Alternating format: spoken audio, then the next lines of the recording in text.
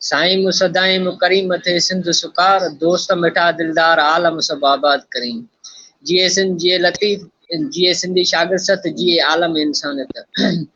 हक मौजूद साथियों, जीअं त सिंधी शागिर्द सत कराची यूनिवर्सिटी पारां ऑनलाइन लेक्चर सीरीज़ गुज़िरियल 2-3 महीननि खां शुरूआत करे चुकी आहे ऐं हीउ जेको अॼु पंहिंजो लेक्चर आहे उहो उन सीरीज़ जो 5हों लेक्चर आहे। ऐं अॼु जेको असां सां लेक्चरकार मौजूदु आहे, साईं जन कंहिं तारीफ़ जा मोहताज कोन्हनि। साईं अवामी तहरीक जो मरकज़ी नायब सदर ऐं उन खां अलावा सिंध बार काउंसिल जो मेंबर आहे। त पंहिंजो जेको अॼु लेक्चर आहे उहो आहे सिंध जे ज़मीनुनि मथां गैर आइनी, गैर कानूनी ऐं जिबरी वालार। उन हवाले सां असां सां जेको अॼु लेक्चरकार मौजूदु आहे उहो मोहतरम सजाद अहमद चांडियो साहिबु आहे। असां उन्हनि खे भलीकार चऊं था ऐं साईं खे हिन लेक्चर जी बाक़ाइदा शुरूआत लाइ दावत ॾियूं था त हू पंहिंजो लेक्चर जी बाक़ाइदा शुरूआत करे। महिरबानी तव्हांजी जो तव्हां हिन महिल इहो मौक़ो मूंखे फ़राहम कयो जॾहिं सिंध में बिलख़ुसूस ज़मीन जी वालार ऐं वसीलनि ते कब्ज़नि जे ख़िलाफ़ हिकिड़ी पुरमुन जदोजहद जेको तसलसल सां जारी वसारी आहे। ऐं शुरूआत कंदुसि त हीउ जेको मामिलो मुख्य जेको हिन महिल हले पियो बहरिया टाउन, उन ते अचण खां पहिरीं ऐं थोरो तव्हां सां तारुफ़ कराईंदुसि त ज़मीनूं वठण जे सिलसिले में पाकिस्तान में कानून मौजूदु आहिनि। जेकॾहिं वफ़ाक़ी हुकूमत खे का ज़मीन कंहिं मख़सूस मक़सद जे लाइ कंहिं बि इदारे खे घुरिजे थी त हू दरख़्वास्त ॾींदो, उनजो हिकिड़ो तरीक़ेकार आहे ऐं उहा ज़मीन अक्वायर करे सघनि था, पर उन्हनि जो तरीक़ेकार ऐं कानून खे फॉलो कंदे। तीअं ई जंहिं बि मख़सूस मक़सद जे लाइ ज़मीन कंहिं ॿिए प्राइवेट इदारे खे या कंहिं बि सबब जे लाइ खपंदी आहे त उनजे लाइ बि अप्लाई कबो, दरख़्वास्त बि पोइ फॉलो कबो, प्रोसीजर पोइ थींदो। उन में अहम जेको इदारो थिए थो, बिलख़ुसूस असां सिंध जी ज़मीन जी ॻाल्हि करियूं त असां वटि सिंध बोर्ड ऑफ रेवेन्यू जेको आहे उहो अहम इदारो आहे, जंहिं वटि जेका बि दरख़्वास्त ईंदी आहे लाॻापियल वज़ारत वटि उहा पहिरियां सिंध बोर्ड ऑफ रेवेन्यू वॾां रवानी कई वेंदी, उनखां उन मामले बाबति सॼी छंड छाण ऐं ॻाल्हि हक़ीक़त मालूम कई वेंदी ज़मीन जी मौजूदगी समेत। हाणे हीउ मामिलो जेको ताज़ो हिन महिल पाण ॿुधूं पिया ऐं जेको लॻो पियो आहे सो बहरिया टाउन तरफ़ां जेका ज़मीन जे मथां जबरी वालार आहे ऐं गैर क़ानूनी तरीक़े सां जबर जो इस्तेमालु कंदे, तक जो इस्तेमालु कंदे उतां जा जेके असलूका रहाकू आहिनि जेके सदियुनि खां उते आबाद आहिनि उन्हनि जे ॻोठनि जे मथां का तव्हांखे मां ॿुधाईंदो हलां थी। ॾाढो इंट्रस्टिंग ऐं मज़ेदार केस आहे त मली डेवलपमेंट अथॉरिटी नाले हिकिड़ो इदारो क़ाइमु कयो सिंध हुकूमत, ऐं उन इदारे खे क़ाइमु करण जो जेको पुठियां मक़सदु हुयो जेको ॿुधायो वियो उहो हो त सिंध में रहंदड़ जेको विचेलो तबिके जा शहरी आहिनि, मिडिल क्लास जंहिंखे पाण चवंदा आहियूं, उन्हनि जे लाइ सस्ते अघ ते रिहाइशी स्कीम जेका आहे सा जारी थिए ऐं उनखे सरकार सस्तनि अघनि ते ज़मीन फ़राहम कंदी ऐं पोइ मली डेवलपमेंट अथॉरिटी अहिड़ी रिहाइशी स्कीम जोड़ींदी जो पोइ उन मां विचोले तबिके जा जेके शहरी आहिनि से मुस्तफ़ीद थींदा। 2013 में सिंध बोर्ड ऑफ रेवेन्यू तरफ़ां जेका मली डेवलपमेंट आहे सो उन जी ॻाल्हि हाई प्रोफाइल ते अची वई त मली डेवलपमेंट अथॉरिटी ज़मीन जा के हज़ारे एकड़ आहिनि एराज़ीअ जा जेके हिकिड़ी प्राइवेट इदारो आहे बहरिया टाउन कराची लिमिटेड उन सां अदलो बदलो पिया कनि। का ज़मीन जेका मली डेवलपमेंट अथॉरिटी जी हुई आहे उहा ज़मीन बहरिया टाउन जे हवाले करे ऐं बहरिया टाउन जी जेका ज़मीन आहे उन्हनि खां उनजे बदिले में उहा ज़मीन वरिती थी वञे। इन ते जेका रड़ ऐं जेका शिकायत पहिरीं थी, जेके उतां जा असलूका कुझु रहाकू हुया उन्हनि उते दाहूं कयूं त उहा ज़मीन सरकारी कोन्हे, पर उहा जेकॾहिं सरकारी आहे बि सही त उन ते हू सदियुनि खां आबाद आहिनि ऐं कानून मूजिबि उन ते पहिरियों हक़ उन्हनि जो थिए थो। जेकॾहिं सरकार उहा ज़मीन ॾियणु चाहे थी त पहिरियों हक़ उते जेको असलूको रहाको आबाद आहे सदियुनि खां उहा ज़मीन उनखे मिलणु खपे। उन खां सवाइ उते खोड़ सारो ज़मीन जा जेके एकड़ हुआ हज़ारनि जी तादाद में उहे अहिड़ा बि हुआ जेके लीज़ ते अॻुवाट ई उतां जे असलूकनि रहाकुनि मां मुख़्तलिफ़ माण्हुनि खे लीज़ ते मिलियो आहे, कंहिंखे 30 साल, कंहिंखे 90 साल, कंहिंखे केतिरा साल। मज़ेदार ॻाल्हि तॾहिं थी जॾहिं हिकिड़ो केस दाख़िल थियो सुप्रीम कोर्ट में ऐं सुप्रीम कोर्ट जॾहिं DC मलीर खे सॾायो त DC मलीर उते पेश थियो ऐं मली डेवलपमेंट अथॉरिटी तरफ़ां असांजो तमामु हिकिड़ो नाले वारो कानूनदान हो जेको उन केस में उनजे दिफ़ा में पेश थिया त सुप्रीम कोर्ट जे फ़ैसिले जो ई मुंहिंजे साम्हूं पिया। सुप्रीम कोर्ट जे फ़ैसिले जो जेको पहिरियों सुफ़ो आहे उहो ॿुधाए थो त जॾहिं मली डेवलपमेंट अथॉरिटीअ डीसीअ खां पुछोसीं त ही जेके हेॾियूं सारियूं रिहाइशी स्कीमूं मलीर ज़िले में अंदरि थियनि पियूं, इन्हनि जा तव्हां जेके प्रोजेक्ट्स विया, लेआउट प्लान सयूं कंदा विया, उन्हनि मां कहिड़नि जी तव्हां तस्दीक कई, कहिड़नि हंधनि ते अवी पाण विया ऐं पुछा कयव, जांच कयव या वेरीफाई कयव? हुन जवाब में सुप्रीम कोर्ट जे साम्हूं इहो इज़हार कयो त हुन पाण मुरादो का चेकिंग वेकिंग कोन कई आहे। हुन जे साम्हूं हुन जी टेबल ते जेके सरकारी या गैर सरकारी लेआउट प्लान्स जंहिंजे बि तरफ़ां जेके प्रोजेक्ट पेश थींदा विया, उहो उन्हनि खे वेरीफाई कंदो ऐं फॉरवर्ड कंदो वियो आहे। जिते उन पहिरीं ॿुधणीअ ते सुप्रीम कोर्ट हुननि खे हुकुम ॾिनो त तव्हां उहे समूरा जेके मनसूबा ऐं लेआउट प्लान्स तव्हां सयूं कया आहिनि, उहे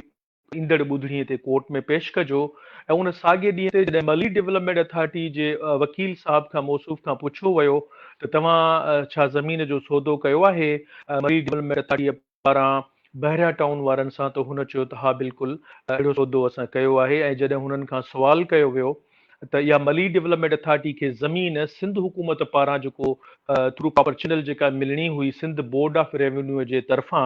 उहा कॾहिं मिली ऐं कहिड़े कागज़ तहत कहिड़े नोटिफिकेशन तहत उहा ज़मीन मली डेवलपमेंट अथॉरिटी जे हवाले थी, जेका हिन महिल मली डेवलपमेंट अथॉरिटी बहरिया टाउन वारनि जे हवाले करे पई। त उन ते सुप्रीम कोर्ट जो फ़ैसिलो ॿुधाए पियो त उन मली डेवलपमेंट अथॉरिटी जो जेको नाले वारो कानूनदान हो, उन मौसूफ़ ॿुधायो त अहिड़ो को नोटिफिकेशन, अहिड़ो को बि कागज़ मौजूदु कोन्हे जंहिंमां इहा ख़बर पवे त इहो ज़मीन जो एॾो वॾो अंगु मली डेवलपमेंट अथॉरिटीअ जे हवाले थियो हो ऐं जंहिंखां पोइ हू उनजो सौदो थिए। इहो आहे हिन केस जो मुख्य बुनियादु, जंहिंखां पोइ इहे ॿुधणियूं हलंदियूं रहियूं, सुनवायूं हलंदियूं रहियूं ऐं उन में जेके मामला साम्हूं ईंदा विया अॻिते हली, उहा ख़बर पई त उहा साॻी ज़मीन कुल 43 देहूं असांजे ज़िले मलीर जूं आहिनि, जेके जिन मुतलिक़ जेका ज़मीन आहे 43 देहनि सां लाॻापियल आहे। उहा ज़मीन जंहिंजो घटि में घटि 6000 एकड़ खां वधीक हिसो मली डेवलपमेंट अथॉरिटी वारनि पंहिंजा 2013 में संदन जेको एक्ट आहे उन में अमेंडमेंट थी। उन महिल बि मुक़ररियूं जेकॾहिं तव्हां पहिरां खणंदो हिन फ़ैसिले में खोड़ सारियूं उहे मामला क्लियर लिखियल आहिनि। 2013 में मली डेवलपमेंट अथॉरिटीअ जा इख़्तियार कहिड़े वज़ीर ऐं मिनिस्टर साहब मौसूफ़ वटि हुआ, जंहिं उहा तरमीम करे ऐं उहो इख़्तियार जो वाधारो कयो त इन एक्ट तहत, जेको उन एक्ट में पहिरियां शामिल कोन हुयो, त इन एक्ट तहत हाणे जेका रिहाइशी स्कीम ठाहिण जे लाइ MDA ठाहियो हुअसीं, उनखे इहो बि इख़्तियार ॾिजे थो त हू चाहे त ज़मीन पंहिंजी अदले बदिले करे सघे या ज़मीन विकिरो करे सघे कंहिं ॿिए प्रोजेक्ट जे लाइ। पोइ उहा 1000 एकड़ ज़मीन जेका आहे सा मलिक रियाज़ जे हवाले थी, जंहिंखां पोइ जॾहिं सुप्रीम कोर्ट अॻिते वधीक इन में प्रोसीडिंग्स हलंदा रहिया त ॿी ॻाल्हि जेका वाज़ ॾाढी उहा इंट्रस्टिंग आहे त उहा ज़मीन, उहे देहूं, उहे ज़मीन जा एकड़ जिन जी क़ीमत 2013 खां पहिरीं 50 लख ॾेखारियल हुई, त सिंध बोर्ड ऑफ रेवेन्यू ऐं लाॻापियल जेके इदारा सरकारी हूंदा आहिनि, जेके ज़मीनुनि जा अघ मुक़ररु कंदा आहिनि, उन्हनि उन साॻे एकड़ जी मुल्ह जेको पहिरियां 50 लख हुयो, उहो किथे किथे 25 लख खां हेठि करे 10 लख करे 12 लख करे ऐं बहरिया टाउन जे हवाले कया आहिनि। ऐं उन खां सवाइ जेका ॿी ज़मीन आहे उन्हनि जे मुल्ह में बि 50% खां बि घटि, किथे 60% ताईं हेठि लाथ कई वई, जेका त तव्हां सभु दोस्त वाक़ुफ़ हूंदो, जेके ॿुधंदड़ हूंदो, त उमूमन असां वटि रियल एस्टेट जो जेको कारोबार थिए थो, कॾहिं रेयर केसिस में हादसाती तौर ते कॾहिं ईअं थींदो आहे त ज़मीन जो अघु हेठि वेंदो आहे, मुल्ह किरंदो आहे, न त ज़मीनुनि जा ऐं प्लाटनि जा अघ ऐं मुल्ह हमेशह मथे ई चढ़ंदा आहिनि। या साॻा पाण ॻाल्हि जा सभु जेके शहरनि में रहूं था, इवन जेके सिंध जा नंढा शहर आहिनि, उते आबाद बि जेकॾहिं कॉलोनियूं थियनि थियूं, तव्हां ॾिठो हूंदो त को प्लाट वठिजे थो त साल खां पोइ जो अघु ॿीणो या घटि में घटि कुझु परसेंट मथे वधे थो। पर हीअ ॾाढी इंट्रस्टिंग ॻाल्हि कई असांजी जेका सिंध हुकूमत आहे त मली डेवलपमेंट अथॉरिटीअ वटि जेका ज़मीन आहे उनजो मुल्ह अॼु खां 5 साल पहिरीं 50 लख हुयो, पर उहो हाणे वरी जॾहिं 2013 में वधीक जॾहिं उते थोरी घणी डेवलपमेंट थी आहे या उनजे आसपास सराउंडिंग्स में डेवलपमेंट थी आहे, त उहो अघु 50% खां बि हेठि किरायो वियो। सिर्फ़ु इन जे लाइ त जेका ॻाल्हि अॻिते हली वाज़े थी त पंहिंजे मनपसंदि माण्हुनि जे हवाले उहा ज़मीन कई पेई थी, जे उनखे तमामु सस्ते अघ ते, जेको उन पाण सिंधीअ में चवंदा आहियूं न, भुॻड़नि मुठ बि ज़मीन कोन ॾिनी वई आहे, बिल्कुलु मुफ़्त में। ऐं टोटल अघु जेको ज़मीन जो हिन में ॿुधायो अथनि त उहो लॻभॻि 5.25 अरब रुपयनि जे लॻभॻि हुयो, जंहिं अघ ते इहा समूरी सिंध जी ज़मीन मलिक रियाज़ जे हवाले कई वई। पोइ अॻिते उन ते केस हलंदो रहियो। मज़ेदार ॻाल्हि जेका पोइ केस में हलण ॿुधणीअ दौरान साबित थी त ज़मीन मली, जेके मुख्य नुक़्ता आहिनि, मली डेवलपमेंट अथॉरिटीअ जे हवाले ज़मीन थी कोन हुई। सिंध हुकूमत पारां मली डेवलपमेंट अथॉरिटी तरफ़ां इहा ज़मीन उन जे हवाले कोन थी हुई। उन जे बावजूदि मली डेवलपमेंट अथॉरिटी उहा ज़मीन सौदो करे मलिक रियाज़ जे हवाले करे उन बदिले में ज़मीन वरिती। उहा मुख़्तलिफ़ सिंध जे इलाइक़नि में उहा ज़मीन वरिती ऐं उन ज़मीन जो जेको अघु हुयो जेका बदिले में वरिती वई उहो हिन ज़मीन जे अघ जे जेकॾहिं पाण मिसाल तौरु चऊं त को 40 हिसनि जा 40 हिसा करियूं त बि उन जे अघ जे बराबरि ज़मीन उहा न हुई जेका वरिती वई, जंहिं ते पोइ हिन फ़ैसिले में वाज़े तरीक़े सां सुप्रीम कोर्ट गुफ़्तगू कई आहे त ज़मीन जेका सुपर हाई जे आसपास हुजे उन जो मुल्ह हिननि एतिरो घटि कयो आहे जो को हीअ असांजो नंढिड़ो शहर मातली जेको आहे मातली शहर जो नालो बि ॾिनल आहे, हवालो बि ॾिनल आहे, त उते बि ज़मीन जे प्लाट जो अघु या एकड़ जो अघु एतिरो घटि नाहे जेतिरो हिननि हिन ॾियण आयो आहे सुपर हाईवे जे लॻभॻि जेका ज़मीन आहे उन ज़मीन जे बारे में। अॻिते हली वधीक जॾहिं ख़बर पई त हिननि मुख़्तलिफ़ क़ानूननि जा हवाला ॾिना, उन में समूरियूं धुरियूं पेश थियूं। इंट्रस्टिंग ॻाल्हि जेकी आहे मुख्य नुक़्ता ऐं तव्हांखे थोरा ॿुधायां त हैरत जी ॻाल्हि इहा थींदी त इन केस जे फ़ैसिले में जेको पोइ समूरियुनि धुरियुनि जा दलील ॿुधा विया, समूरा कागज़ जेके सरकार बिशमूर सिंध हुकूमत ऐं उन जा जेके लाॻापियल इदारा हुआ सिंध बोर्ड ऑफ रेवेन्यू उन जे तरफ़ां बि नाले वारा कानूनदान हिन केस में पेश थिया हुआ। मली डेवलपमेंट अथॉरिटी पारां बि के कानूनदान पेश थिया हुआ, उन्हनि जो मौक़िफ़ पेश कयो। उन्हनि समूरे धुरियुनि खे ॿुधण खां पोइ 4 मई 2018 ते पाकिस्तान जी सुप्रीम कोर्ट जा 3 जजनि ते मुश्तमिल जेका बेंच हुई उन इहो फ़ैसिलो ॿुधायो। उन फ़ैसिले में ॾाढी मज़ेदार ॻाल्हि जेका नोट कई आहे तव्हांजी इजाज़त सां हिते तव्हांखे वरी पढ़ी ॿुधायां, जेके दोस्त शागिर्द मूंसां गॾु ॿुधनि पिया ऐं अंग्रेज़ी में पढ़ां थो, पोइ वरी तव्हांखे हिन जी कोशिशि कंदुसि त बहसोली माना ॿुधायो। We needed to be assisted, supreme court जे फ़ैसिले जी पैरा नंबर 17 आहे मुंहिंजे हथ में जेका पढ़ां पियो। This is very interesting. We needed to be assisted and enlightened by the learned senior advocates of the Supreme Court for the Board of Revenue, for the Mali Development Authority, and learned advocate General Sindh with an enlightenment element of independent, but the three have rather projected the case of the Bahria town and that the board and the authority. Supreme court थी ॿुधाए त जेके मोतबर वकील साहबान हिन case में पेश थिया मुख़्तलिफ़ इदारनि जी तरफ़ां जिन जा नाला मूं हींअर वरिता,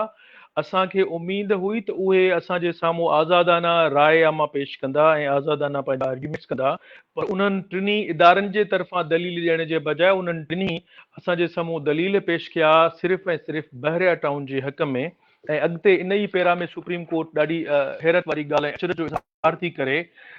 the तरीक़ेकार, the mood and the manner of doing things prima facie show that the entire hierarchy of the executive, the board of the revenue and the Mali Development Authority conspired to create valuable public property of Sindh. हाणे हिन में supreme court चए थी सॼो जेको असांजे साम्हूं मंज़र थियो आहे ऐं जेको तरीक़ेकार ॾिठो अथऊं जांचो अथऊं उन मां लॻे पियो थी समूरा सिंध बोर्ड ऑफ रेवेन्यू,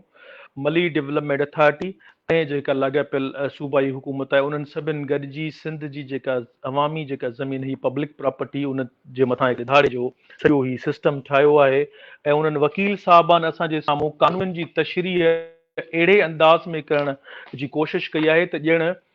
2012 में जेको कॉलोनाइज़ेशन एक्ट ठहियो हुयो उहो बि ॼण उन वक़्तु बहरिया टाउन जे ॻाल्हि खे नज़र में रखंदे प्रोजेक्ट नज़र में रखंदे ठहियो हो। ऐं 1993 में जॾहिं मली डेवलपमेंट अथॉरिटी वारो एक्ट आयो त उहो बि ॼण त बहरिया टाउन खे ज़हन में रखंदे जोड़ियो वियो हो या ठाहियो वियो। इहो सुप्रीम कोर्ट जी ऑब्ज़र्वेशन हुई उन्हनि मौसूफ़नि बाबति। अॻिते सुप्रीम कोर्ट पंहिंजे हिन फ़ैसिले जी पैरा नंबर 18 में अॻिते हली चवे थी त इहा जेका सॼे जो सॼो जेको सौदो थियो आहे ज़मीन जी जेका ट्रांज़ेक्शन थी आहे मुकमल सिंध हुकूमत खां मली डेवलपमेंट अथॉरिटी ऐं मली डेवलपमेंट अथॉरिटी खां बहरिया टाउन जे हवाले उहा सॼी जी सॼी कलदम करार ॾिजे थी ऐं उनखे ख़तमु कजे थो। ऐं तसवर इहो थियणु घुरिजे त इहो सौदो ॼण त थियो ई कोन हुयो ऐं जेका ज़मीन जंहिंजी आहे उहा उनजे वापसि थींदी। ऐं तव्हांखे उहे लाइनूं पढ़ी ॿुधायां, ही पैरा नंबर 18 आहे सुप्रीम कोर्ट जे फ़ैसिले जी त Having thus considered, we are constrained to declare that the grant of the land to the Mali Development Authority, its exchange with the land of the Bahria town, and anything done pursuant thereto being against the provisions of the Colonization Act 1912 and statement of conditions are void ab initio and as such have no existence. The government land would go back to the government and the land of the Bahra town exchange for the government land would go back to the Bahra town. ज़मीन जेका सरकारी हुई सा सरकार ॾे वापस थी वई ऐं ज़मीन जेका बहरिया टाउन जी हुई सा उन ॾे वापस थी वई। ही सौदो मुकमल तौर ते कलम करार ॾिजे थो। इहा सुप्रीम कोर्ट जे फ़ैसिले जी पैरा नंबर 18 आहे। अॻिते हली करे हिन में ॾाढी इंट्रस्टिंग जेको ॻाल्हि शामिल थी जंहिंखे पाण मुख़्तलिफ़ हंधनि ते डिबेट कंदा रहंदा आहियूं। अॻिते हली हिन में हिकिड़ो ज़िक्र थियो आहे त छाकाणि त इन समूरी एराज़ में जेको मुनाज़ा हीअ ट्रांज़ेक्शन थी जंहिं ट्रांज़ेक्शन खे कलदम करार ॾियूं था उन में थर्ड पार्टी इंट्रस्ट थिया आहिनि ऐं उते कुझु डेवलपमेंट थी आहे, उते कुझु ख़र्च थियो आहे। तंहिंजे करे हिननि सुप्रीम कोर्ट खे गुज़ारिश कई 3 जजनि वारी बेंच जेका आहे जंहिं 4 मई वारे फ़ैसिले में त हिन फ़ैसिले जे रूह मूजिबि अमल करण जे लाइ अमलदारी बेंच जोड़ी वञे जेका जेको ही मथे फ़ैसिलो किथूं इन ट्रांज़ेक्शन खे कलदम करार ॾियण वारो ऐं उन जी हेठि पैरा आहे ॾाढी interesting the NAB shall pick up the thread from where it left and take its investigation to its logical end. ऐं नेब जी जेका जांच इन मामले में हलंदड़ ही उनखे चइजे थो उतां खां वरी ॿीहर शुरू करे ऐं उनखे पंहिंजे कानूनी अंजाम ताईं पहुचाए। हाणे इहो हिकिड़ो हिन फ़ैसिले जो शर्त हो नंबर 1 त ट्रांज़ेक्शन मुकमल तौर ते कलदम करार ॾिजे थी। नंबर 2 त ही ॾोह थियो आहे तंहिं करे नेब खे चइजे थो उहा जांच जेका हलंदड़ हुई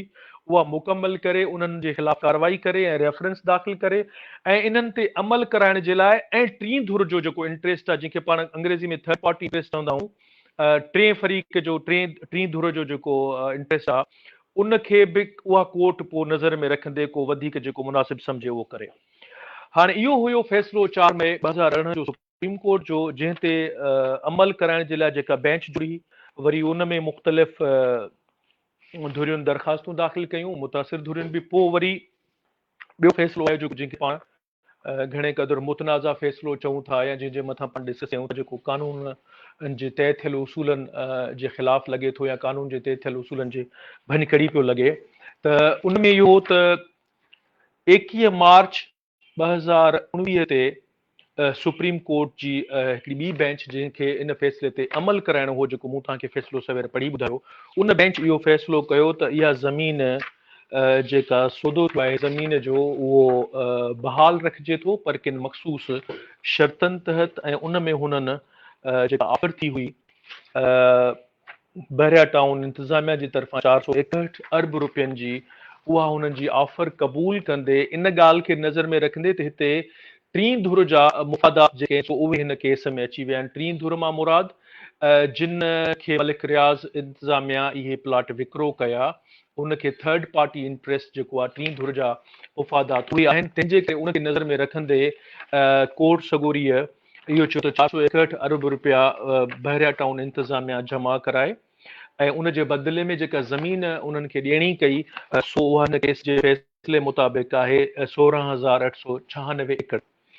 16,896 एकड़ इन्हनि शर्तनि तहत जेके शर्त उन फ़ैसिले में मुख़्तलिफ़ लिखियल आहिनि जंहिंमें हिननि जी फैमिली जेका इंतिज़ामिया जो आहे मलिक रियाज़ जे पुट उनजी ज़ाल उनजे ॿिए ख़ानदान जे फ़र्दनि उते अहिड़ा ज़मानतूं जमा करायूं आहिनि त हिन फ़ैसिले ते अमल कंदासीं। उन जे क़िस्तुनि जो बि तइलीम थियो आहे त उहे पैसा कहिड़े कहिड़े क़िस्तुनि में जमा थींदा। उन खां सवाइ जेको अहम हुनजो शर्त आहे त जेको मां हींअर ज़िक्र करणु चाहींदुसि त हिकिड़ो पहिरियों फ़ैसिलो ऐं हिन पोएं फ़ैसिले जो जेको सभिनि खां अहम शर्त आहे उहो ॾाढो इंट्रस्टिंग आहे त 16,896 एकड़नि खां वधीक जेका ज़मीन उन खां ॿाहिरि उन सर्किल खां ॿाहिरि जेकॾहिं कंहिंजे बि हवाले का ज़मीन थी आहे या उनखे ॾिनो थी त उहा वापसि थींदी। महदूद जेको हिन जो दाइरो कयो वियो सो 16,896 एकड़ जंहिंजे बदिले में 461 अरब रुपया सुप्रीम कोर्ट में जमा थिया ऐं उन खां पोइ हिन केस जे फ़ैसिले खां पोइ कंहिं ॿुधणीअ में एज़ पर माई इंफॉर्मेशन अटॉर्नी जनरल जेको पाकिस्तान जो हुयो उन हिकिड़ी प्रपोज़ल ॾिनो हो त इहे पैसा छाकाणि त सिंध जी ज़मीनुनि जा आहिनि, तंहिंजे करे इहे पैसा सिंध में डेवलपमेंट जी नज़र तरक़ियाती कमनि में इस्तेमालु थियणु घुरिजनि ऐं घणे खां घणो उन जो हिसो पैसनि जो उन मुतासिर इलाइक़े में इस्तेमालु थिए, जंहिंजे लाइ वरी अॻिते हली उन्हनि प्रपोज़ल ॾिनो त हिकिड़ी सुप्रीम कमीशन जोड़णु खपे, जेको कमीशन जंहिंखे बि पाण मुतनज़ कमीशन चवंदा उहो ठाहिणु। इहो हुयो सॼो हिन मामले जो जेको बहिरा टाउन वारो केस आहे। त वंस जेका शइ हाणे जंहिं ते असीं एज़ हिकिड़े कानून जे शागिर्द जी हैसियत में जिते असीं बार बार गुफ़्तगू कयूं था त तव्हां सां बि आउं शेयर कंदो हलां त अहिड़ो को मिसाल अॻ में पाकिस्तान जी अदालती तारीख़ में या असां रिसर्च कई त दुनिया जी अदालती तारीख़ में अॻ में तव्हांखे अहिड़ो को मिसाल कोन मिलंदो त हिकु भेरो जेकॾहिं कोर्ट में को केस हले ऐं समूरियुनि धुरियुनि जो मौक़िफ़ ॿुधो वञे ऐं समूरनि कागज़नि खे ॾिठो वञे, उन खां पोइ जेकॾहिं कोर्ट फ़ैसिलो करे त हीउ सॼो जेको मुआहिदो ऐं सौदो थियो आहे सो गैर क़ानूनी आहे, कानून जे उबतड़ आहे, कानून जे ख़िलाफ़ आहे ऐं उनखे कलदम करार था ॾियूं त उहो वापसि वरी उन अमलदारी बेंच खे घटि में घटि इख़्तियार कोन हूंदो आहे जंहिंखे उन फ़ैसिले ते अमल कराइणो हुजे। उहा वरी मुर्गो उन पहिरें फ़ैसिले में सॼे जे सॼे फ़ैसिले जे रूह में रदो बदल करे छॾे। उहो हा ईअं ज़रूरु हूंदो आहे त कॾहिं पाण हेठियूं कोर्टुनि में फ़ैसिला थींदा आहिनि त वरी अपील थींदी आहे या नज़रसानी दरख़्वास्त थींदी आहे जेको कानूनी तरीक़ो फ़राहम करे थो। पोइ उन नज़रसानी दरख़्वास्त में पंहिंजे फ़ैसिले जे मथां वरी ॿीहर नज़रसानी थींदी आहे, उन में मॉडिफिकेशन थींदी आहे, का तरमीम थींदी आहे, का अमेंडमेंट थींदी आहे। पर ही जो पहिरियों फ़ैसिलो आहे जंहिं कोर्ट खे उन फ़ैसिले ते उन जे रूह ऐं अखर ब अखर एतवार पंहिंजो अमल कराइणो हुयो, उन कोर्ट उन पहिरें फ़ैसिले जो रूह तब्दील करे छॾियो। वरी हाणे अञा जेका फर्दर इंट्रेस्टिंग ॻाल्हि इन केस में कमाए थी त वरी बि कोर्ट जेको फ़ैसिलो कयो उन में 16,894 एकड़ हुआ, पर हिन महिल जेका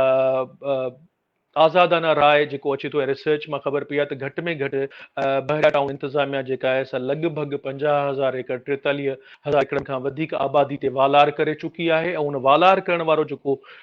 तरीक़ेकार आहे उन खां सॼी सिंध सॼो पाकिस्तान सॼी दुनिया वाक़ुफ़ आहे। त उन सां गॾु हुननि जो जेको प्राइवेट फोर्स आहे उहो आहे, उन सां गॾोगॾु सां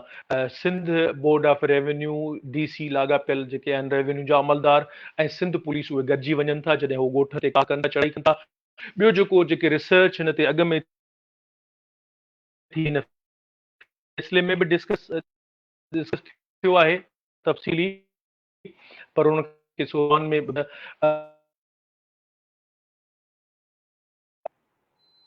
आवाज़ अचे पियो? जी सर आवाज़ अचे पियो। जी हाणे हिन इहा हक़ीक़त साम्हूं आई आहे। अहिड़ियूं शाहिदियूं बि मौजूदु आहिनि त जिन ॻोठाणनि जेके उते आबाद आहिनि उहे जेके पंहिंजा ॻोठ न पिया ॾियणु चाहिनि त उन्हनि ते मथां मुख़्तलिफ़ तौर तरीक़ा इस्तेमालु कया विया गैर क़ानूनी, मसलन माण्हुनि जे मथां कूड़ा केस कया विया, मुनशियात जा कूड़ा केस कया विया, दहशतगर्दी जा कूड़ा केस कया विया, या उतां जो जेको लोकल चूंडियल नुमाइंदो हुयो या लोकल वॾेरो उनजे तरफ़ां माण्हुनि खे हिसायो वियो, उनखे ख़ौफ़ज़दा कयो वियो। किथे किथे जिते माण्हू थोरो घणो रेज़िस्ट कनि था त उते छा था कनि त तव्हां जेके घुमी ॾिठो हूंदो, असां त वियाऊं खोड़ सारनि ॻोठनि में पंहिंजे अखियुनि सां ॾिसी आहियूं त उन्हनि जा लंघ बंदि कया अथनि। मसलन इहे जेके ॻोठ हिते आबाद आहिनि उन्हनि जो वॾे में वॾो जेको नए वहंदी आहे जॾहिं बरसाति थींदी आहे, नए जो वहण आहे उनखे कुदरती तौर ते पाणी फराहम थिए थो, उहे नयूं हिननि जूं जेके आहिनि उहे दग हिननि बंदि करे छॾिया। ॻोठाणनि खे हिननि ॼण त कंपाउंड वॉल ॾेई उन्हनि जा जेके वसीला जेके नेचुरल रिसोर्सिस हुआ उन्हनि खे हिननि क़ाबू करे उन्हनि खे मजबूर करे छॾियो। उन्हनि वटि इन खां सवाइ ॿियो को ऑप्शन बचे ई कोन त हू को पंहिंजो उते रही सघनि ऐं इन तरीक़े सां उन्हनि खां ज़मीन खसी पई वञे, जंहिंजे ख़िलाफ़ सभु ऐं उतां जा असलूका जेके रहाकू आहिनि उहे आवाज़ उथारींदा रहूं। इहो हुयो बहिरिया टाउन वारो केस। ऐं थोरी तव्हांजी इजाज़त सां अॻिते आउं हिन में एड करियां हिकिड़ी ॿी ॻाल्हि, जेको मुख्य मसइलो सिंध जो आहे, हीउ रुॻो बहिरिया टाउन वारो मामिलो कोन्हे। कानूननि इहो आहे त जीअं मूं शुरू में जेका ॻाल्हि कई त को बि वफ़ाक़ी या सूबाई इदारो, मिसाल तमामु सवलो ऐं आसान सिंधीअ में, त जेकॾहिं कंहिं शहर में को माण्हू ज़मीन ॾिए, जीअं पाण वटि स्कूलनि लाइ ज़मीन ॾींदा आहिनि, अञा इहा रिवायत आहे सिंध में ऐं पाकिस्तान जे ॿियनि सूबनि में बि हूंदी त के ॻोठाणा पंहिंजी ज़मीन जो एकड़ या वेसो या कुझु हिसो ॾींदा आहिनि त असांजे ॻोठ में स्कूल खे ठाहियो। हाणे उहा ज़मीन मख़सूस उन मक़सद लाइ ॾिनी वई हुई त उन ते स्कूल जुड़ंदो जिते ॻोठ जा ॿार तालीम पिराईंदा। उहा ज़मीन उन मक़सद जे लाइ जंहिंजे लाइ ॾिनी वई उन खां सवाइ ॿिए मामले में क़तबु नथी आणे सघिजे। इहो हिकिड़ो तइ थियल आलमी उसूल बि आहे, कानून बि ईअं थो चवे। असां वटि छा थो थिए बदकिस्मतीअ सां, अहिड़ा बि खोड़ सारियूं शाहिदियूं आहिनि जंहिंजा पाण सभु शाहिद आहियूं। त असां वटि मिसाल तौरु पाकिस्तान ठहण खां पोइ हज़ारे एकड़ सिंध जी ज़मीन मुख़्तलिफ़ वफ़ाक़ी इदारनि मुख़्तलिफ़ मक़सदनि जे लाइ सिंध हुकूमत खां वरिती आहे। ऐं चयो वियो आहे त उहे मख़सूस उन्हनि मक़सदनि जे लाइ ज़मीन इस्तेमालु थींदी, पर जॾहिं त तव्हां ॾिठो हूंदो त उते उहा ज़मीन उन्हनि मक़सदनि जे लाइ त इस्तेमालु घटि पई थिए, पर उन जो वॾो हिसो जेको आहे अध खां वधीक हिसो उहो कमर्शियल मक़सदनि जे लाइ मुनाफ़े कमाइण वारे मक़सद जे लाइ इस्तेमालु थिए थो। मसलन मिसाल तौरु जेका ज़मीन तव्हां कैंटोनमेंट जे लाइ वरिती आहे, मिसाल तौरु तव्हां ज़मीन जेका रेलवे स्टेशन सां लॻोलॻि वरिती, रेलवे जी कॉलोनी लाइ ऐं मुख़्तलिफ़ ॿियनि इदारनि जे नाले ते जेका सिंध जी ज़मीन वरिती वई आहे, उन ते तव्हां ॾिसंदो त शादी हाल तव्हांखे मिलंदा, तव्हांखे होटल मिलंदा, तव्हांखे ॿिया मख़सूस जेके मुनाफ़े बख़्श कारोबार कंदड़ दुकान शॉप्स इहे शयूं मिलंदियूं, जेको बिल्कुलु बिना कानून जी उबतड़ आहे। ऐं इन ते बि पाकिस्तान जे अदालतुनि जा खोड़ सारा फ़ैसिला मौजूदु आहिनि, जंहिंमें ताज़ो फ़ैसिलो सुप्रीम कोर्ट ऑफ पाकिस्तान हिते कराची रजिस्ट्री में थियो आहे, जंहिंमें हुननि इहो करार ॾिनो आहे जेका ज़मीन कैंटोनमेंट लैंड एडमिनिस्ट्रेशन रूल्स 1937 तहत वरिती थी वञे, उहा उन खां सवाइ कंहिं ॿिए मामले में इस्तेमालु नथी थी सघे। सो असां सां बदकिस्मतीअ सां सिंध में इहो मामिलो पाकिस्तान जे ठहण खां पहिरीं बि हुयो, पाकिस्तान ठहण खां पोइ अञा वधीक थियो आहे। जो तव्हां ॾिठो हूंदो त उन जो मिसालूं त तव्हां क्रिकेट मैच में जेकॾहिं शारजा में केरु छको हणंदो त उनखे ज़मीन बि सिंध जी जेका आहे संभाले गनीमत सम्झी ॾिनी वेंदी। जेकॾहिं को किथे वञी मामले में हूंदो त उहा सिंध जी ज़मीन। इन खां सवाइ तव्हां खे मां अञा वधीक ॿुधाईंदो हलां। हक़ीक़त 1 यूनिट जे दौरान जॾहिं हुयो त हिकिड़ो नओं असां वटि कानून ठहियो, जंहिंमें खोड़ सारी सिंध जी ज़मीन असांजा भाइर जेके पठान आहिनि उन्हनि जे लाइ हिकिड़ी क़बाइली लाइ कोटा रखी वई, उन्हनि खे जेका आहे अलॉट थींदी रही। हिन महिल बि तव्हां सिंध जे आस पास खोड़ सारा अहिड़ा ज़िला ॾिसंदो जिते तव्हांखे हितां जा जेके असलूक रहाकू न हूंदा, उन्हनि खां सवाइ जेके ॿाहिरियां हूंदा, जेके सेटलर जेके पाण चऊं ज़मीनूं असांजूं उन्हनि खे ॾियूं। सो इहो सॼो मामिलो खणी हिन महिल जेका एजिटेशन जिते असीं आवाज़ उथारियूं पिया, जेको लास्ट हीअ 2 टीह पहिरीं असांजी जेका सेमिनार थियो उन में बि असां इहो ज़िक्र कयोसीं त जेके बि ज़मीनूं, इहो मुख्य मुतालबो असां हिन महिल उथारियूं पिया त न रुॻो ही ॿाहिरियां टाउन, पर हिन में अच्छा हिकिड़ी ॻाल्हि आउं तव्हांखे एड कंदो वञा। हिन में ॾाढी इंट्रेस्टिंग ॻाल्हि ॿी हिकिड़ी सुप्रीम कोर्ट जे उन फ़ैसिले में बि थियल आहे, जेका उमूमन असां कंदा अॼु मूंखां लचो रहिजी वई। सुप्रीम कोर्ट पंहिंजे हिन 4 मई वारे फ़ैसिले में चवे पई त हिन केस जी ॿुधणीअ दौरान सुप्रीम कोर्ट जा लफ़्ज़ अखरनि, हिन केस जी ॿुधणीअ दौरान असांजे साम्हूं अहिड़ियूं हक़ीक़तूं ऐं अहिड़ियूं शाहिदियूं पिणु पेश थियूं आहिनि, जिन मां ख़बर पई आहे त न रुॻो ॿाहिरियां टाउन इंतिज़ामिया पर DHA कराचीअ जे हवाले बि सिंध जी ज़मीन भुॻड़नि मुठ ते कई वई आहे, ऐं उहो बि साॻिए क़िस्म जा तरीक़ा ऐं हरबा इस्तेमालु करे पियो। तंहिंजे करे उन्हनि 3 जजनि जिन ही फ़ैसिलो ॿुधायो आहे 4 मई वारो, उन्हनि चयो आहे त असीं सुप्रीम कोर्ट ऐं पाकिस्तान जे चीफ जस्टिस खे गुज़ारिश था करियूं त हू इन मामले जो बि सो मोटो एक्शन वठे ऐं इन मामले ते बि ॿुधणी करे त जीअं वाखा थियनि समूरो धुरियूं वाक़िफ़ थियनि ऐं हक़ीक़तूं साम्हूं अचनि त इहो मामिलो छा आहे। सो इहा जेका सवेर मूं ॻाल्हि कई त इहे हक़ीक़तूं आहिनि। ही आउं पढ़ां थो तव्हांजी इजाज़त जेके सुप्रीम कोर्ट जा लफ़्ज़ आहिनि, very interesting that the we have been told that the government land has also been allotted to DHA and many other societies on cheaper rates as compared to the rates in this case. If so, we would request the Honorable Chief Justice of Pakistan to take so moto action in this behalf so that like be treated alike. असां chief justice खे गुज़ारिश था कयूं त DHA समेत जेके ॿियनि रिहायशी कॉलोनियुनि खे सिंध जूं ज़मीनूं सस्तनि अघनि ते ॾिनियूं वयूं आहिनि, उन्हनि जे ख़िलाफ़ बि सो मोटो एक्शन वठे त जीअं उन्हनि जे केसनि में बि असीं अहिड़ो ई फ़ैसिलो कयूं जेको हिन केस में असां कयो आहे। सो इहा सूरत हाल समूरी आहे, जंहिंमें तव्हां असां सभु आहे छा बार बार जंहिं ॻाल्हि ते आउं घणो करियां थो, जेको मूंखां खोड़ सारा दोस्त सवाल बि कंदा रहंदा आहिनि, असांजा बिलख़ुसूस वकील दोस्त बि सवाल उथारींदा आहिनि, त छाकाणि त 4 मई वारे फ़ैसिले में सुप्रीम कोर्ट इहो इख़्तियार उन अमददारी वारी कोर्ट खे ॾिनो हुयो, हू थर्ड पार्टी इंट्रस्ट ते हो करे, तंहिंजे करे थर्ड पार्टी इंट्रस्ट जेको आहे उहो हिकिड़ो मज़बूत क़ानूनी दलील आहे, जंहिंजी आधार ते जंहिं ज़मीन खे कलदम करार ॾिजे, जंहिं ज़मीन मुतलिक़ इहो फ़ैसिलो कजे त इहो धारो आहे, इहो फुर आहे, धोखो आहे, उहा ज़मीन वरी ॿीहर रेस्टोर करे उन साॻे माण्हूअ या उन साॻे इदारे जे हवाले करे सघिजे थी, जंहिंजे मथां पहिरियां इल्ज़ाम आहे त हुन ई धोखो कयो आहे ऐं फ्रॉड कयो आहे। त असां सम्झूं था, जीअं मूं सवेर कयो, मूं जेतिरी रिसर्च कई आहे हिन केस खे गुज़िरियल 3 सालनि खां पढ़ां पियो, बार बार उन ॾींहं खां वठी जॾहिं खां हीउ फ़ैसिलो आयो आहे, मूं मुख़्तलिफ़ भेरा इन फ़ैसिले बाबति गुफ़्तगू कई आहे, मूं रिसर्च कई आहे। किथे बि कॾहिं बि कानून में अहिड़ी का रिवायत मौजूदु कोन्हे जंहिंमें वंस जेका शइ चोरी डिक्लेयर कजे, वंस जेकॾहिं को धाड़ो डिक्लेयर कजे ऐं ॿीहर उन ते रिकंसिडर करे वरी उन जे हवाले कजे जंहिंखे असां धाड़ेल छॾियूं। अदरवाइज़ हिन मामले में इहो थियो आहे। अहिड़ी का रिवायत अॻुवाट पाकिस्तान जे कानून में ऐं दुनिया जे कानून में कोन थी मिले। हाणे जेकॾहिं पाण इहो थर्ड पार्टी इंटरेस्ट जेको बार बार असांखे ॿुधण में अचे थो त थर्ड पार्टी इंटरेस्ट थियो, छाकाणि थियो जेकॾहिं इहो उसूल पाण आम करे छॾियऊं त पोइ तव्हां इहो तसवर करणु लॻो त को बि सिंध में या सिंध छा सॼे पाकिस्तान में को बि ग़रीब गुरबे जी ज़मीन जंहिंजी थोरी ज़मीन हूंदी उहा बची कोन सघंदी। जेको ताक़तवर धुर हूंदी उहा ॿिए जी ज़मीन ते कब्ज़ो कंदी, उते वञी ऐं थोरी चवंदा त असां हिते इन्वेस्टमेंट कई आहे ऐं मूं विकिरो करे 3 माण्हू खे ॾेई छॾी आहे, तंहिंजे करे थर्ड पार्टी इंटरेस्ट थी विया आहिनि। हाणे उहा ज़मीन जे ते असां गैर क़ानूनी कब्ज़ो कयोसीं, गैर क़ानूनी विकिरो कयोसीं, उहो मामिलो छुटो। हाणे तव्हां थर्ड पार्टी इंटरेस्ट ते गौर करे ऐं पैसा ॿुधायो त केतिरा ॾियणा आहिनि, त उहा ज़मीन विकिरो थी वेंदी। ऐं उहा विकिरो कंदड़ बि धुर जेका आहे, जीअं हिन असांजी ज़मीन में बैरिया टाउन केस में इन ज़मीन जो अघु ऐं मुल्ह ऐं जेको तइ थियो इस्लामाबाद में तइ थियो आहे, उहो हिते सिंध में तइ कोन थियो आहे। तंहिंजे करे इहो सॼो जेको मामिलो थियो आहे असांजी नज़र में कानून जे तइ थियल उसूलनि जी इनहराफ़ी आहे, कानून जे ख़िलाफ़ आहे, कानून जा आलमी तौर ते मञियल जेके उसूल आहिनि उन्हनि जे ख़िलाफ़ आहे। जेकॾहिं इहो उसूल एतिरो कारफ़रमा आहे अवाम जो फ़ाइदो जो आहे त पोइ इहो गुजर नाला वारो जेको मामिलो थियो आहे तव्हां ॾिठो हूंदो, उनजे आसपास जेके माण्हू इलाही सालनि खां उते आबाद आहिनि उन्हनि खे बि उतां हटाइणु घुरिजे। उन खां सवाइ तव्हां ॾिठो हूंदो हींअर ताज़ो सॼी सिंध में इरीगेशन डिपार्टमेंट जा जेके अॼु खां अंग्रेज़ जे दौर जा ठहियल पुराणा क्वार्टर हुआ जिते के शहरी अबेंडेंट जेके हुआ इस्तेमाल में ई कोन हुआ, उते के शहरी रिहाइश पज़ीर आहिनि गुज़िरियल 4 ॾहाकनि खां वठी ऐं उन्हनि उन में रिनोवेशन कई आहे, पंहिंजा घर ठाहिराया आहिनि, पंहिंजी इन्वेस्टमेंट कई आहे। त पोइ इहो थर्ड पार्टी जो उसूल उन्हनि मथां बि लागू थियणु घुरिजे। हा, उन्हनि खे उहा ज़मीन खे अघु तइ करे सरकार तरफ़ां मुक़ररु करे उहा ज़मीन जो हिसो उन्हनि जे हवाले थियणु घुरिजे हा,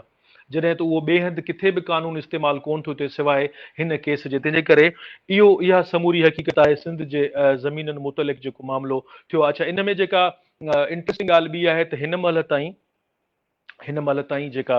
बिलख़ुसूसी जेका हाणे पोइ असांजे 13 सालनि खां जमहूरी हुकूमत आहे सिंध में, त तव्हां सॼो सुपर हाईवे ॾिसो जेको हैदराबाद टू कराची अचो वञूं था, ॿई साइडूं ॾिसो तव्हां त ज़मीननि जी जेतिरी ग्रांट हिन महिल थी आहे एतिरी शायदि माज़ीअ में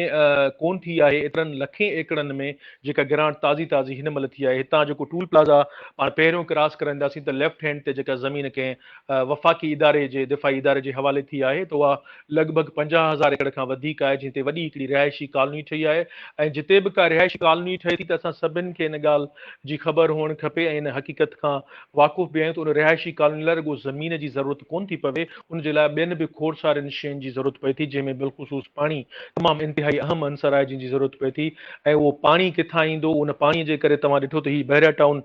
वारो जेको उन खां तमामु वेझो असांजो जेको शहर आहे कराची सिंध जो गादीअ उते हिन महिल ताईं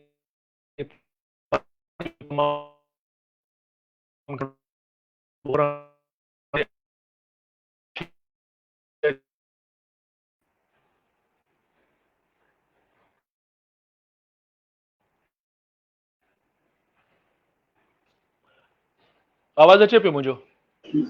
जी सर, आवाज़ अचे पियो। जी जी, हा, विच में डिस्टर्बेंस थी का।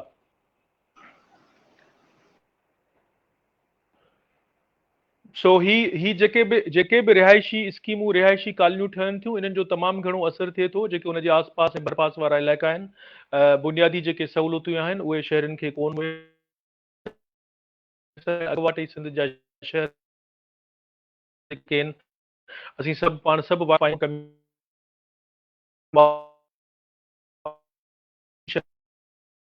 खे ख़बर पई त सिंध में 80% पीअण जो साफ़ पाणी मुयसरु अॼु ॾींहं ताईं बि कोन्हे को। हीअ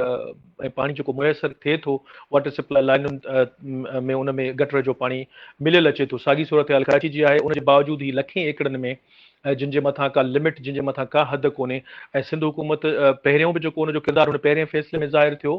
त हू कीअं मिली भगत करे ज़मीन जा अघु 50 सैकड़ो खां हेठि किराए कीअं गैर क़ानूनी तरीक़े सां ऐं हबछ ऐं हिकिड़ी तकड़ में जेको आहे सो कयो। हिन में अञा जजनि पंहिंजो मौक़िफ़ ॾिनो आहे ॾाढो इंट्रस्टिंग। जेको 4 मई वारो फ़ैसिलो आहे, जजनि चयो आहे त असां खोड़ अरसे खां वठी कोर्ट में वेठा आहियूं, असां खोड़ सारा अहिड़ा केस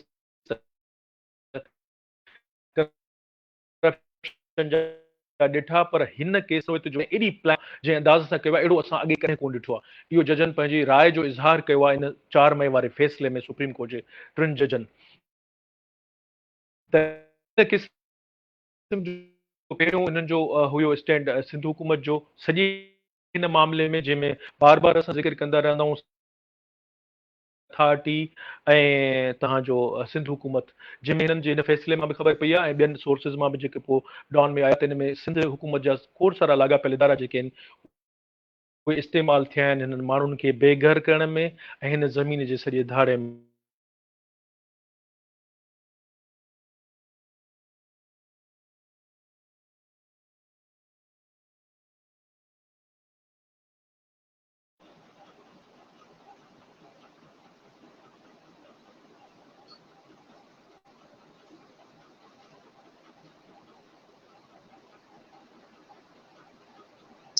शायद साईं सां नेटवर्क इशू थी वियो आहे।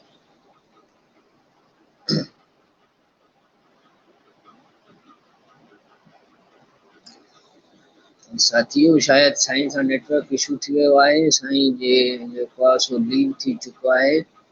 जीअं ई ॿीहर एंटर थींदो त उहो हितां ई जितां लीव थी चुको आहे उतां ई लेक्चर खे कंटिन्यू कंदो। साईं जो इंतज़ारु कयूं पिया।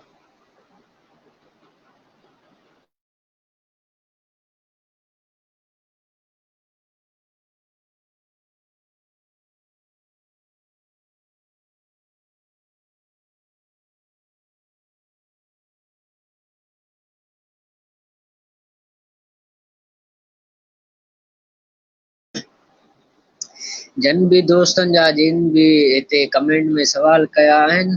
साईं सां नेटवर्क इशू थी वियो आहे, इन जे करे लीव थी चुको आहे। जीअं ई साईं रीजॉइन थींदो त उन खां पोइ हितां ई लेक्चर कंटिन्यू कंदो आहे। जिन भी दोस्तनि जा सवाल आहिनि जेके कमेंट्स में आयल आहिनि, लेक्चर जे इख़्तिताम खां पोइ साईं खां उहे सवाल बि पुटअप कंदासीं ऐं मज़ीद जेके सवाल ईंदा रहंदा उहे साईं खे पढ़ी बि ॿुधाईंदासीं ऐं इन्हनि सवालनि जो जेके जवाब आहिनि उहे साईं खां वठंदासीं। ऐं साईं नेटवर्क इशू थी वियो आहे, साईं लीव करे चुको आहे। जीअं ई साईं रीजॉइन कंदो त जितां खां साईं छॾियो आहे उतां खां लेक्चर वरी स्टार्ट थींदो।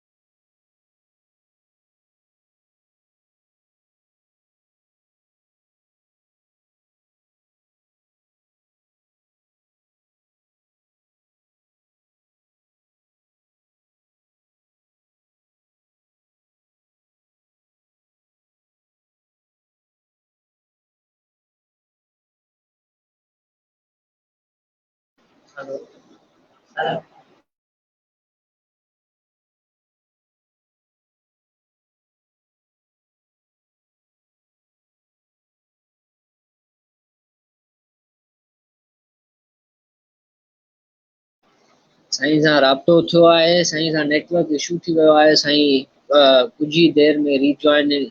रीजॉइनिंग थियण वारो आहे ऐं जीअं ई साईं रीजॉइन थींदो त उन खां बाद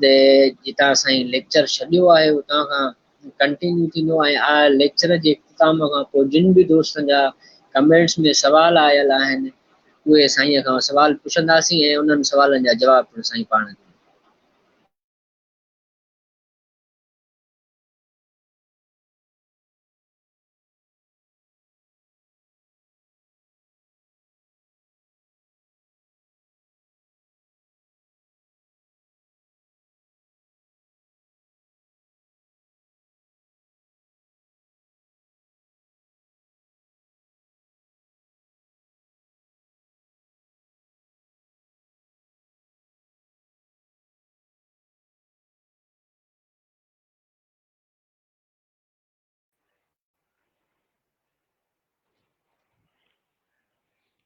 साईं शायद नेटवर्क इशू थी वियो हुयो, तव्हां लीव थी वियो हो।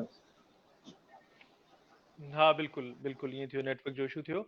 सो पाण ॻाल्हि पे कईसीं। मुंहिंजे दोस्तनि जो इन द मीन वाइल मूं दोस्तनि जो सुवाल पढ़ी वठो। दोस्त आहे शायद जेको पुछा थो साईं करे त छा दोस्त, सुप्रीम हा कोर्ट दोस्त आहे शाहिद हुसैन, उनजो सवाल आहे त सर मूंखे हमेशह हिकिड़ो सवाल ज़हन में ईंदो आहे त छा सुप्रीम कोर्ट वटि कोई अहिड़ो अख्तियार मौजूदु आहे छा जो कंहिं सूबे जे ज़मीन जो मुल्ह तय करे सघे? न कतन कोन्हे। इहा ई ॻाल्हि असां कई असीं, इहा ई ॻाल्हि मूं बार बार खोड़ भेरा ऐं कंदो रहियो आहियां, न रुगो बार जे प्लेटफॉर्म तां पर पंहिंजे सियासी प्लेटफॉर्म तां बि असां इहो चवंदा रहियूं, जेको मूं हींअर बि ज़िक्र कयो त जॾहिं तव्हां तमामु सवली सिंधी में मां तव्हांखे ॿुधायां त हिकिड़ो दफ़ो जॾहिं सुप्रीम कोर्ट 4 मई ते फ़ैसिले में इहो चयो त इहो जेको सौदो थियो हुयो, इहा जेको ट्रांज़ेक्शन थी आहे ज़मीन जी हिकिड़े पासे खां ॿिए पासे, ॿिए खां टे पासे, इहा समूरे जी कलम करार ॾिजे थी ऐं उन ई फ़ैसिले सुप्रीम कोर्ट हेठि वरी लिखे थी त उहा ज़मीन जेका सरकार जी हुई सा वापसि सरकार ॾांहुं वेंदी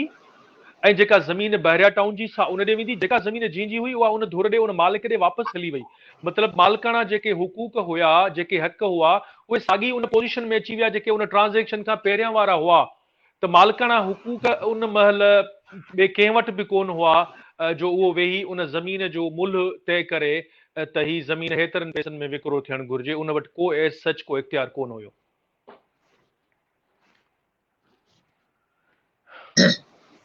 साईं इन खां अलावा मुंहिंजो हिकिड़ो सवाल आहे, कानून जे आदना शागिर्द जी हैसियत में त हिन मुल्क जे अंदरि कानून जी बालादस्ती त परे जी ॻाल्हि आहे, पर कानून पंहिंजी वजूद जी साबिती ॾियण में बि नाकाम रहियो आहे। हिन कानून जे अंदरि जेके कमियूं कोताहियूं ख़राबियूं पंहिंजी जॻह ते, पर जेको मौजूदा सोशल कॉन्ट्रैक्ट आहे ऐं जेको समाजी मुआवज़ो आहे उन तहत जेके कानून ठहियल आहिनि त इहे जेके तव्हां शुरू वारो बि ॿुधायो ऐं उन खां बाद में बि जीअं आइन जे अंदरि आर्टिकल 253 बि आहे, उन खां पोइ लैंड प्रॉपर्टी एक्विज़िशन एक्ट बि पढ़ंदासीं त इन्हनि सिंध एक्शन कमेटी जी जिदोजहद बि ॾिसूं था पिया। 6 जून ते वॾो धरणो लॻो, उन खां पोइ वठि थी ऐं इहे सभु जेके मामला हुया, उन खां बाद में तव्हां हींअर बेरिया टाउन वारो केस विढ़ी रहिया आहियो त अदालतुनि जे थ्रू छा इन जी जेके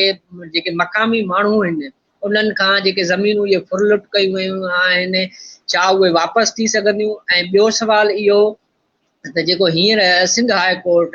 हुकुम जारी कयो हुयो त बाबा मलिक रियाज़ ऐं उन खां अलावा जेका बेरिया जी समूरी इंतिज़ामिया आहे उन ख़िलाफ़ केस कटियो वञे, ऐं उन ते नतीजनि सोशल मीडिया जे ज़रिए इहा ख़बर पई त जेका गॾा पुलिस आहे उहा मलिक रियाज़ ते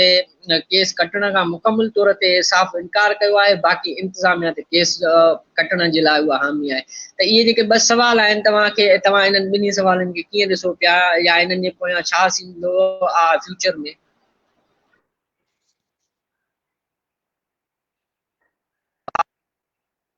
तव्हांजो आतो आहे मूं सवाल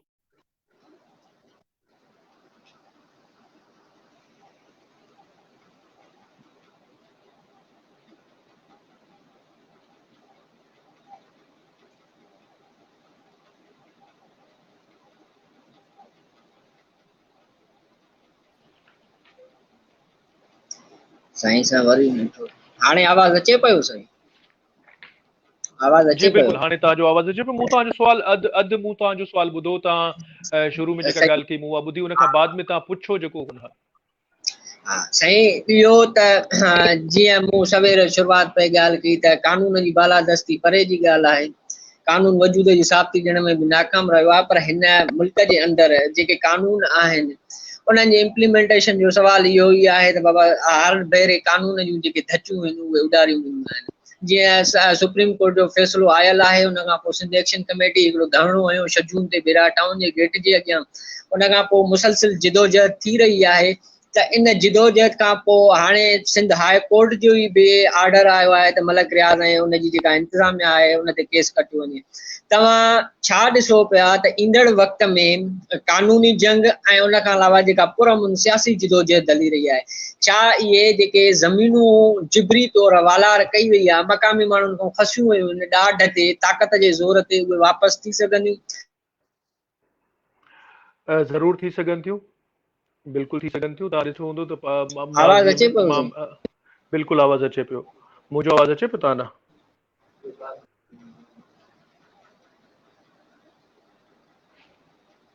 मुंहिंजो आवाज़ अचे पियो?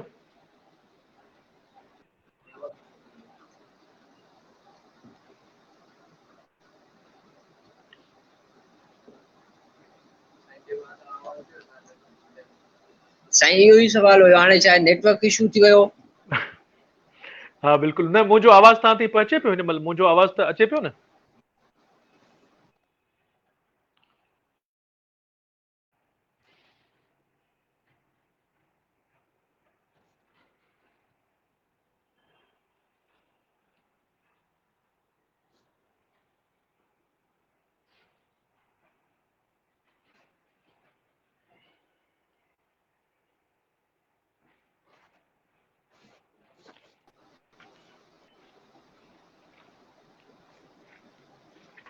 जी आवाज़ अचे पियो हाणे? जी साईं कंटिन्यू कयो, तव्हांजो आवाज़ अचे पियो। हा, तव्हां जेका ॻाल्हि कई, आऊं बिल्कुलु चवंदुसि, बिल्कुलु वापसि कराए सघिजनि थियूं पंहिंजूं ज़मीनूं, पंहिंजा वसीला बिल्कुलु वापसि वठी सघूं था। तव्हांखे आऊं परे न, घणो परे न, तमामु वेझे माज़ीअ जो मिसाल ॾींदुसि। तव्हांखे यादि हूंदो, तव्हां भले डॉक्यूमेंट, जेके डॉक्यूमेंट्री प्रूफ जेके पाण कानून जी ॿोली में चवंदा आहियूं, मौजूदु आहे, जेको ॿुधाईंदो त पाकिस्तान में ॻच अरसे खां वठी जेके ताक़तवर धुरियूं आहिनि ऐं जेको ताक़तवर असांजो वॾे में वॾो जेको भाउ आहे, सूबो आहे, उनजी ख़्वाहिश रही आहे त सिंधू दरिया मथां कालाबाग डैम खे अॾिजे, ऐं कालाबाग डैम अहिड़े हंध ते आहे जितां हू जेतिरो चाहिनि केनाल ऐं ॿिया निकिरी सघनि था वाह, ऐं सिंध जो पाणी जेको थोरो घणो अचे थो उहो बि रोके सघे थो। पर तव्हां ॾिठो, सिंधी क़ौम जिदोजहद कई, ऐं सिंधी क़ौम जी उन जिदोजहद जे करे अॼु सूरत हाल तमामु घणी तब्दील थी चुकी आहे। त हू कालाबाग डैम एतिरो सवलाई सां उनजो केरु नालो बि कोन थो वठी सघे, न रुगो सिंध मां, पर पंजाब में बि जेके सियासी पार्टियूं तंज़ीमूं वॾियूं आहिनि जेके इक़्तिदार जी सियासत में हिसो वठनि थियूं, जंहिंमें नून लीग आहे या कुझु ॿियूं अहिड़ियूं पार्टियूं तव्हां ॾिसो त उहे बि चवंदियूं त न, कालाबाग डैम तेसि ताईं क़तन न ठहणु खपे जेकॾहिं सिंध खे एतिराज़ आहिनि। ईअं अहिड़ो ॿियो मिसाल तव्हां वटि ताज़ो वेझे माज़ीअ में बिटे निज़ाम वारो पियो आहे। बिटो निज़ाम आऊं चवंदो आहियां, बार बार ऐं ज़िक्र करे चवंदो आहियां, अॼु वरी तव्हांजे हिन प्रोग्राम जे तवसु सां मां ॿुधाईंदो हलां त कीअं टोड़बो आहे, जेको चवंदा आहिनि त धार कंदा, धार कीअं थींदो? धार करण जे लाइ को तव्हांजा असांजा शहर प्लेट में रखे को धार करे ऐं खणी ॿिए हंधि खणी वञिबा छा? इहे शहर पंहिंजी जाग्राफी हद में इते ई मौजूदु हूंदा। उनखे धार मुख़्तलिफ़ तरीक़नि सां कबो आहे न, जंहिंमें जंहिंजो ताज़ो मिसाल आख़िरी हो, जॾहिं बिटो निज़ाम जंहिंखे पाण सॾियूं था, आंदो वियो त हिकिड़े ई सूबे में, हिकिड़े शहर में कानून ॿियो हूंदो, ऐं उनखां थोरे मुफ़ासिले ते अधु कलाक जी ड्राइव ते पाण टपंदासीं त उते कानून बिना ॿियो हूंदो। इहो हिकिड़ो धार करण ॾांहुं हिकिड़ी पहिरीं विख हुई असांजे जेके चूंडियल नुमाइंदा जिन खे मोकिलियूं था। पर तव्हां ॾिठो, जॾहिं अवामी जिदोजहद थी, जॾहिं सिंधी क़ौम गॾिजी करे उन पंहिंजे हक़ खे बचाइण जे लाइ निकिती, त उन्हनि खे पोइते वञिणो पियो ऐं हू बैकफुट ते विया ऐं ॿिटे निज़ाम खे उन्हनि खे ख़तमु करिणो पियो। तीअं ई जेकॾहिं पाण सभु गॾिजी इन एजेंडा ते, वन पॉइंट एजेंडा ते, irrespective of our political differences,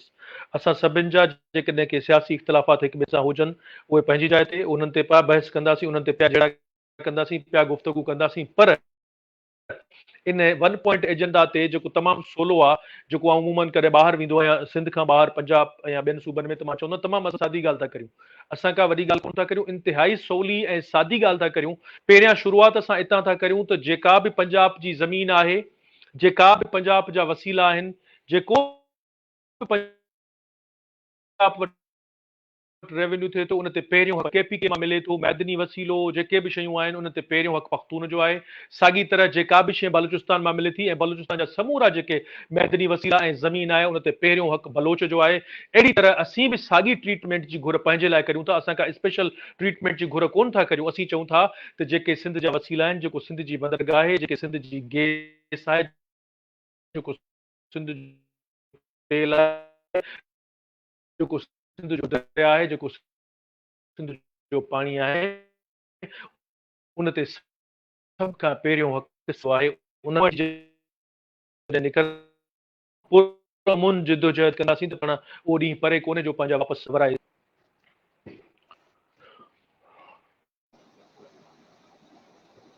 वॾी महिरबानी। ऐं हिकिड़ो दोस्त आहे तौफ़ीक अहमद, हिन लिखियो आहे त सर व्हाट अबाउट अफगानीज़। सवाल ख़बर न आहे कहिड़े नौयत जो पुछा कई।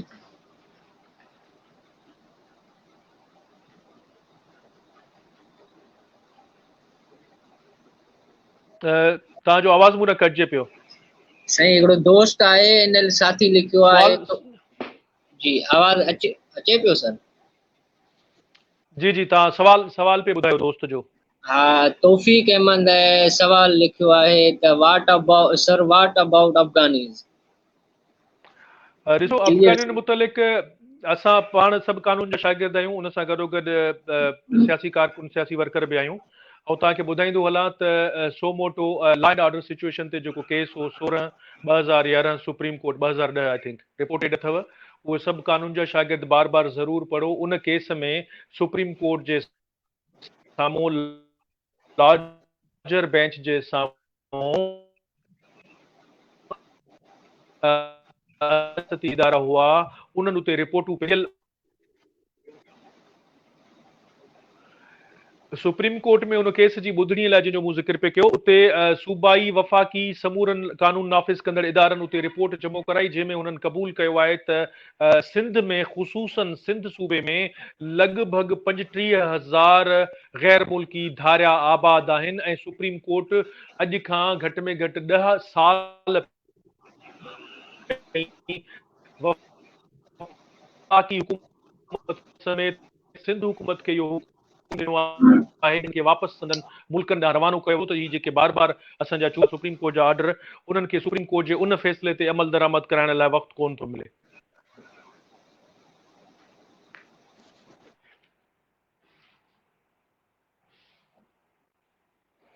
साईं फिलहाल एतिरा ई सवाल आया आहिनि। तव्हांजी मुंहिंजे ख्याल में लेक्चर भी जो टाइम ज़्यादा थी चुको आहे ऐं तव्हांजी वॾी महिरबानी। आवाज़ अचे पियो साईं? वेलकम पाण बिल्कुलु अचे पियो। वरी ॿिए दफ़े कॾहिं वेंदासीं। अॼु असांखे नेटवर्क तव्हां असां ॿिन्ही खे ॾाढो तंग कयो। न साईं, को मसलो न आहे। सिंधी शागिर्द सथ कराची यूनिवर्सिटी सॼी काबीना अवांजी तमामु शुक्रगुज़ार आहे। तव्हां असांखे वक़्तु ॾिनो ऐं उम्मीद आहे त जीअं तव्हां अवाम पुरअमन सियासी जिदोजहद ऐं कानूनी जंग विढ़ो पिया हिन धरतीअ जे लाइ, तव्हांजे माण्हुनि जे लाइ, इन ई जोश ऐं जज़्बे सां हिन जंग खे जारी रखंदो। सिंध महिरबानी तमामु।